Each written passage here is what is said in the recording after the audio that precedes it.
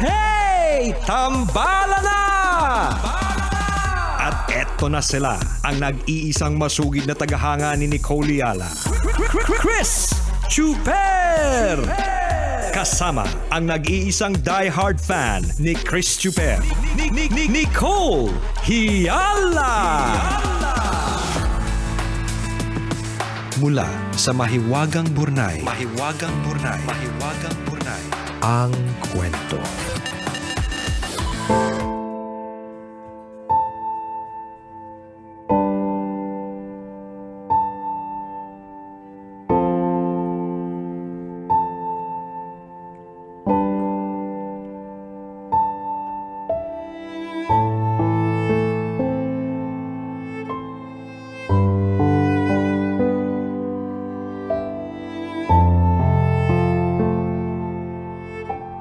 Nicole and Chris.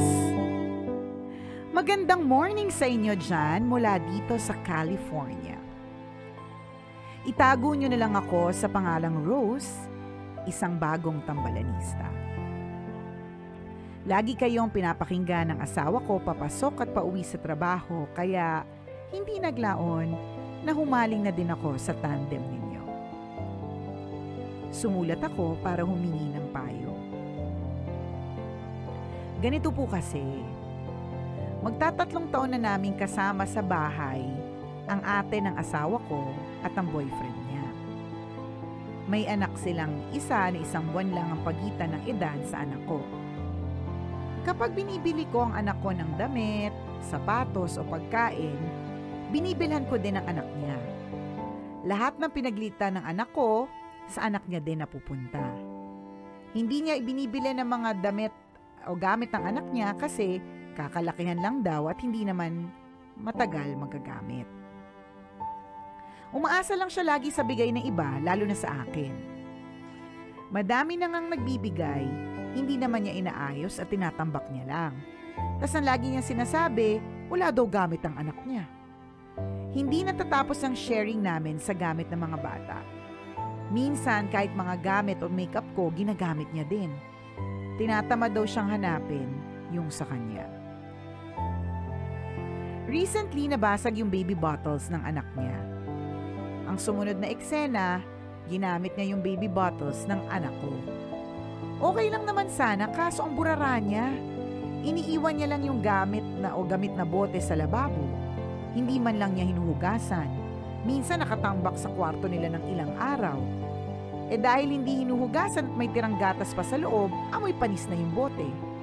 Sa ngit-ngit ko, tinapon ko yung maduduming bote at nagtira lang ako para sa anak ko. Nainis yung hipag ko at kinumpronta ako. Immature daw ako at walang pakialam. Hindi ko man lang daw iniisip yung anak niya. Dapat daw sinabi ko muna sa kanya bago ko tinapon. Tambalan, tama ba yun? Siya na nga yung nakikigamit, siya pa yung galit. Hindi naman ako madamot pero sumusobra na kasi. Ang malungkot, hindi man lang ako ipinagtanggol ng jowa ko at kinampihan pa yung ate niya. Salamat sa opinion ninyo.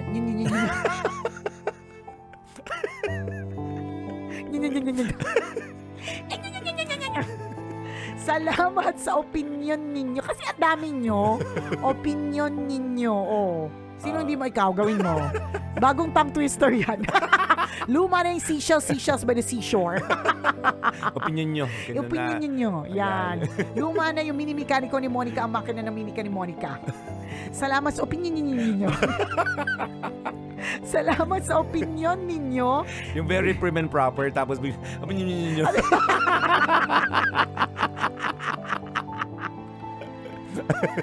Salamat sa opinion ninyo. Patapusin mo na ako, partner. Salamat sa opinion ninyo. Dito sa problema ko, Nicole and Chris. Buti na lang talaga comedy show to. Hindi talaga tayo bagay sa mga seryosong programa. Hindi talaga. Kaya nga pag may nagsasabi sa akin, partner, na dapat ang ano ninyo, parang ang next target ninyo na doon na kayo sa AM. Masisira ang imahe ng correct. AM. Ayaw namin kami ang magiging dahilan. Opinion nyo. Yan. Gusto ko ding malaman ang opinion. Opinion ng mga kapwa ko tambalanista na nakikisama sa pamilya ng jowa nila. Ang inyong tambalanista, Rose.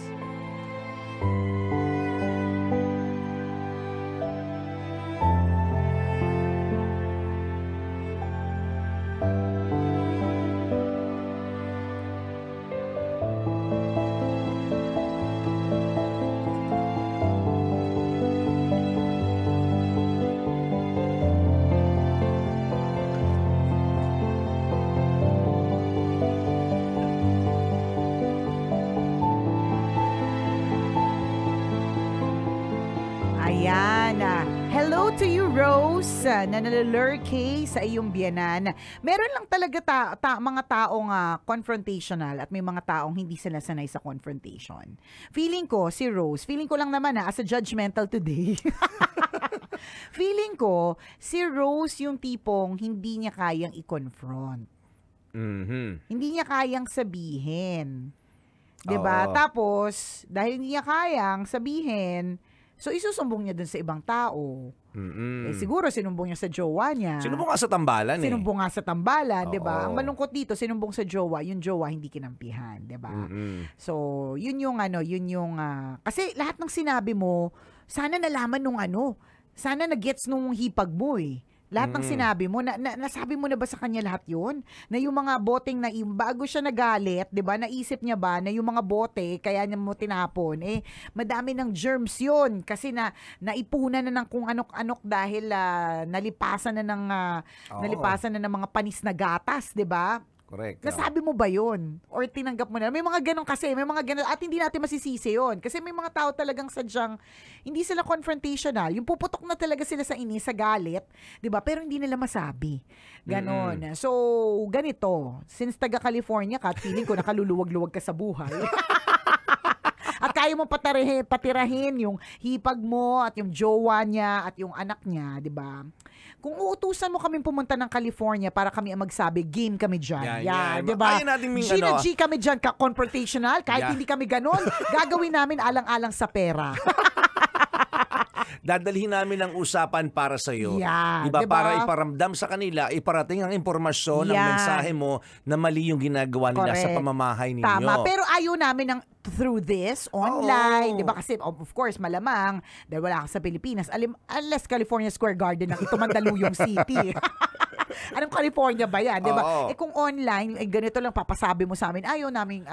Kulang diba? yung oras, mas maganda yung mahaba-habang usapan. Saka syempre, iba yung emotions kapag ka face-to-face. Yun talaga yun Pero syempre, kaakibat ng pagpunta namin sa California, may kasama kaming may mga kaakibat ding mga kasama. Yan, at diba? kaakibat ng kasamang yun ay pasyal. Correct, may pasyal din. Ang lagay, uusap lang tayo. Correct. Sayang naman kung hindi lulubusin ang pagpunta ng California. At saka hindi lang yun, partner. Ayaw namin makitira sa inyo. Baka mairita din kami dun sa hipag, diba? So, ipapa-Airbnb mo kami. Or hotel, diba? Yan. Ganon. Ngayon, kung para sa'yo, mabigat at mahirap ito, ikaw na kununong front. Ikaw na ako mausap. Kung hindi mo kayang tuparin ang deal namin. So true, diba? Kasi kami naman na po ay willing, diba? Yan. I mean, allowed naman po kami sa mga leave. Yan. So, pwede. Pwede, di ba? Ngayon, kung hindi, edi wow. Di ba? Tapusin na natin ang usapan correct. to. At ikaw na ang gumawa, di ba? So, may feeling ako na hindi siya confrontational. Kaya siguro sinabi niya sa kanyang jowa, sinumbong niya sa tambalan, di ba? Kasi kung titingnan namin yung side mo lang, Rose, at tinatanong mo sa amin, tama ba yung tambalan? Siya na nga itong nakigamit, siya pa yung galit, di ba? Edi syempre mali. Kasi naririnig namin yung side mo. Ang tanong dito is, nakarating na ba sa kanya? Yung ngit-ngit mo, na ramdam namin sa bawat kwento mo di ba? Nangingit-ngit ka di ba? So yung ngit-ngit mo ba ay nakarating na sa kanya? Kasi ako naniniwala ko, partner, habang hindi nagrereklamo ang isang tao, feeling siguro nung feeling ng iba, okay lang. Kasi hindi naman siya nagrereklamo Correct. Okay lang pala sa kanya. May mga tao talaga abusado May mga tao talagang ganyan. Kaso hindi nagrereklamo Hindi naman siya nagsasalita di okay Correct. lang. So baka may ganun akong feeling na hindi mo sinasabi yung nararamdaman mo. Oo. From their standpoint, okay lang. And from their standpoint, wala naman sila nakikitang mali. Correct. Kasi wala naman nagrereklamo. But from your side, ang maliliit na bagay nag-ipon-ipon, nag-elevate, at ngayon nagngingit-ngit ka na. Correct. Kung sana sinabi mo na, huy, wag mo namang iniiwanan yung gatas na hindi hugas sa Napanis, lababo oo. para hindi napapanisan. Correct. Dapat sana na-resolve na yun. Kung doon pa lang. Ang nangyari kasi, inipon mo rin. Oo, yung ang Diba? dami na. Nag-build up ngayon yung galit mo sa kanya. Nag-build up yung dating inis mo lang, naging galit na. Yan. Diba? So pangit din yung gano'n. Kayo pa naman yung magkakasama sa bahay. So pag magkakasama sa bahay, kapag may concern ka dun sa isang tao, you tell it to her or him face to face. Correct. Hindi not necessarily be Galit. Oo. confrontational. Correct. Hindi Sabihin mo lang kailangan. yung concern. O kaya, na parang, daanin mo in a song. yan, dance number. Dance number. Para light. Para light lang Interpretative tayo. dance. Correct. Pwede Pantomime. din yan. Gusto Diba? mo magbalagtasan kayong Correct. dalawa. Drum roll. Oh, diba? Yan, ganyan. Flip top, pwede din. Pwede din. Kung saan ka comfortable na hindi ka kasi nga hindi ka confrontational. Yan, Pero yan. talented ka, di ba?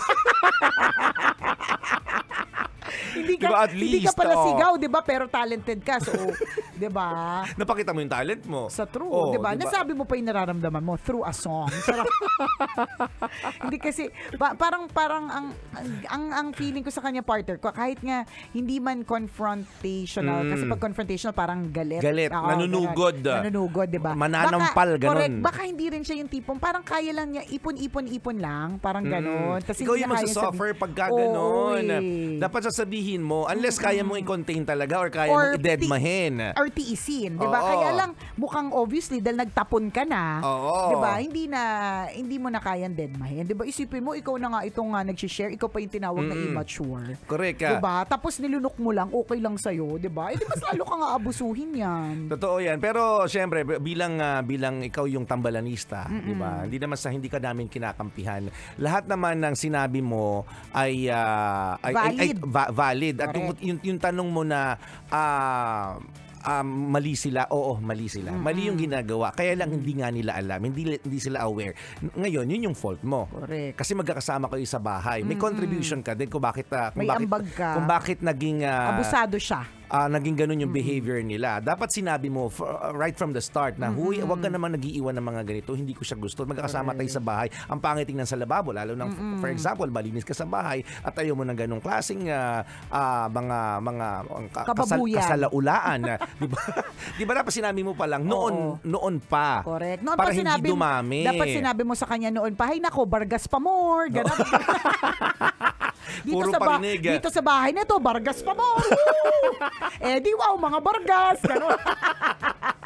Hindi, pero syempre hindi na natin siya masisisi. Oo. Diba? Pero moving forward, diba, i-express mo yung nararamdaman mo. Siguro kaya din nag-react ng ganun kasi nagtapon ka agad. Diba? Parang, grabe naman, tinapon agad. Hindi ba pwedeng kinausap muna ako? Baka ganun yung feeling niya. Din.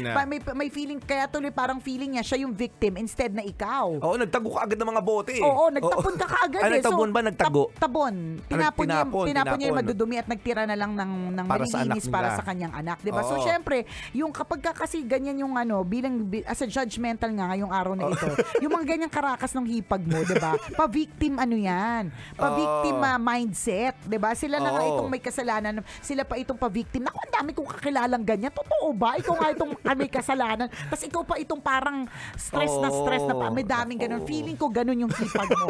So ikaw, as a judgmental for today, feeling ko hindi ka confrontational, yes. Tapos yung hipag mo, feeling ko pa-victim siya. Diba? So parang feeling, dahil pa-victim siya, parang grabe naman, tinapon agad. Hindi man lang ako kinausap. Ganun yung mindset niya. So kung pagtatagpuin natin, di ba gusto niya kausapin muna siya bago ka magtapon? Diba? Oo. Sana, pwede naman kasi.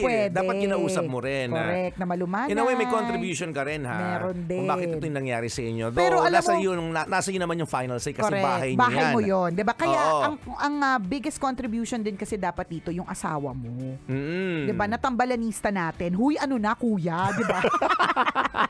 Kasi itong si Rose, kaya lang tayo, bagong tambalanisa lang siya, di ba sabi niya nung una. Oo. Kaya lang siya na-hook up sa atin, dahil nakikinig yung asawa niya. Oo. Papunta ng opisina, pauwi, di ba? Siguro live, tapos yung recorded, ganon. Oo.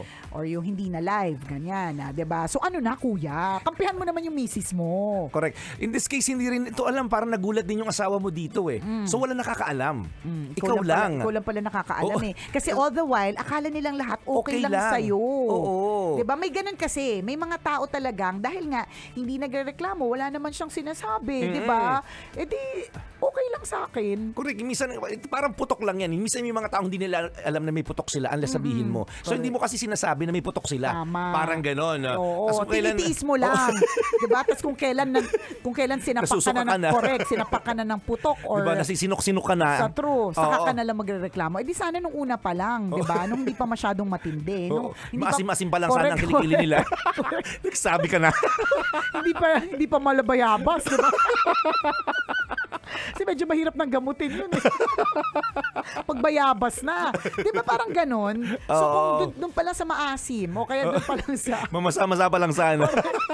doon pa lang sa Jabar, di ba? Nagsabi ka na yung Jabar pwede mag-lead into body odor, ha? Yan. Kasi may ganun tao matiisin din sa sa Jabar nila eh. Jabar diba? May mga tao matiisin kasi. Nasanay sila ng ganun. Unless may magsabi sa kanila para, di ba, ma-enlighten sila. Ay, teka nga, may Jabar nga pala ako. So, gagamutin ko na to. Sana naging harmonious kayo.